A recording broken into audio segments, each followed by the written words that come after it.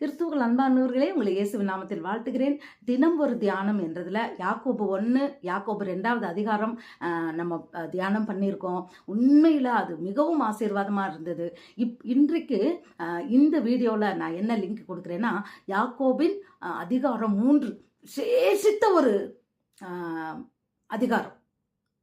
இந்த அதிகாரத்திலேயே அவ்வளவு ஒரு தியானம் பிரியமானவர்களே, ஆச்சரியமா இருக்கு. ஒரே ஒரு சின்ன ஒரு அதிகாரம் தான்.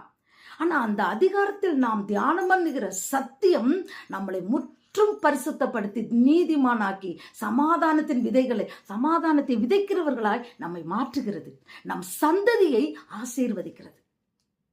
தவறாமல் இந்த தியானத்தை, யாக்கோபு 3வது அதிகாரத்தில் உள்ள தியானத்தை தயை கூர்ந்து நான் கேட்கிறேன். தவறாமல் இந்த லிங்க்ல இருந்து நீங்க பாருங்க, அநேகருக்கு ஷேர் பண்ணுங்க. ஆயிரக்கணக்கில் இதை பார்க்குறாங்க. ஆனால் தியானத்தை பார்க்குறவங்க கொஞ்சம் பேர் தான். எவர்கள் முன் குறிக்கப்பட்டார்களோ, எவர்கள் தெரிந்து கொள்ளப்பட்டார்களோ அவர்கள் மாத்திரம்தான் பார்க்குறாங்கன்னு நான் நினைக்கிறேன்.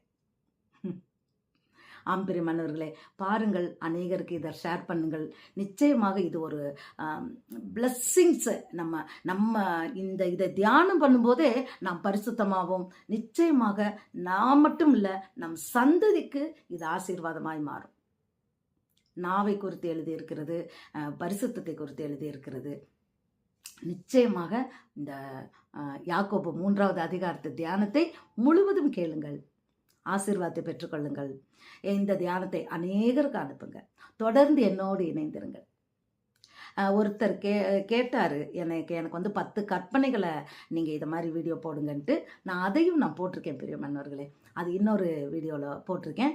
உங்களுக்கு ஒருவேளை தெரியலை என்றால் அந்த 10 கற்பனைகள் என்னன்றதை கேட்டுக்கொள்வதற்கு அதையும் பாருங்கள். God bless you.